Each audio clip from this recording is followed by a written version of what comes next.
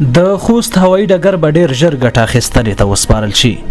خوست د هیواد یو له سرحدي ولایتونو څخه دی چې د افغانستان په جنوب شرق کې پروت او د تولید لوی ظرفیت لري. په دې ولایت کې د هوایي ډګر د جوړولو لومړی هڅه 9 کاله مخکې یعنی په 1490 کال کې وشوه. د یاد هوایي ډګر د بنسټ ډبرې ښودلو هدف د هوایي ترانسپورت په برخه کې د سهولتونو او اسانتیاو رامنځته کول، خوست د پلازمینې کابل او د افغانستان د نورو ولایتونو سره تړل شامل دي.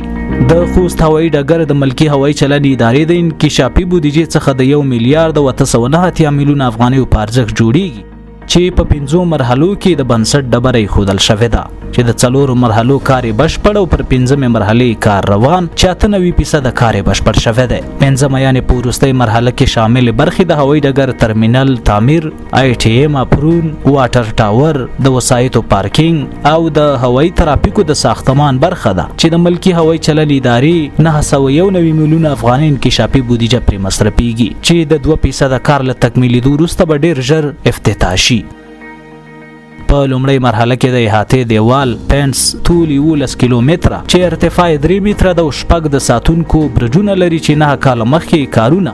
د 15 میلیون افغانیو په لګښت په 1490 کال کې سلسله بشپړ شوي دي.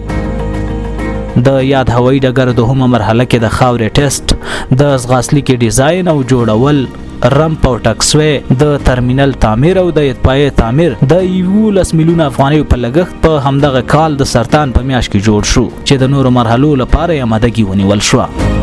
یوه میاشت وروسته په 3مه مرحله کې د ځغاسلیک طرحه، ډیزاین، ټکسوې او د هوایي ډګر رمپ د هوایي چلند ادارې د انجنیرانو ډلې لخوا مکمل شو چې 229 میلیون افغانۍ پرې مصرف شوې. په دې مرحله کې ځغاسلیک په اوږدوالي د 2698 متره او په سور د 45 متره، ټکسوې په اوږدوالي د 100 متره او په سور د 13 متره، رمپ په اوږدوالي د 100 متره او په سور د 50 متره، پارکینګ په اوږدوالي د 80 متره او په سور د 14 متره چې د دیناج ټول مجموعي اوږدوالی 6200 متره مربع کیږي چې دغه مرحله د افغانستان د اسلامي جمهوریت دولت د جمهور رئیس محمد اشرف غنی لخوا افتتاح شوې و.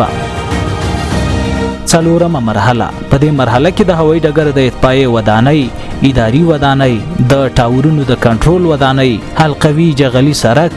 د داخلي لیږد، قیر شوی سرک او نوري برخې د 3 میلیون افغانیو په قیمت بشپړې شوې دي. اوس مهال د خوست هوایي ډګر د رغونې وروستۍ مرحله په بشپړېدو ده چې په نږدې راتلونکي کې به د الوتنو لپاره چمتو شي. د خوست هوایي ډګر تاسیس کېدل به په هیواد کې د هوایي ترانسپورتي خدماتونو په وده او پراختیا کې مهم رول ولوبوي. د ملکی هوایي چلند اداره په هیواد کې د 4 نړیوالو هوایي ډګرونو او 10 محلي ډګرونو د عملیاتو اداره کولو مسؤلیت پر غاړه لري. باید ویل شي چې دا اداره د زیربنایي پلانونو د پلي کولو، د تخنیکی تجهیزاتو د معیاري کولو، د اصلاحاتو رامنځته کولو او د مسافرینو لپاره د هوایي چلند خدماتو لپاره د اسانتیا او هڅو ته لومړیتوب ورکوي.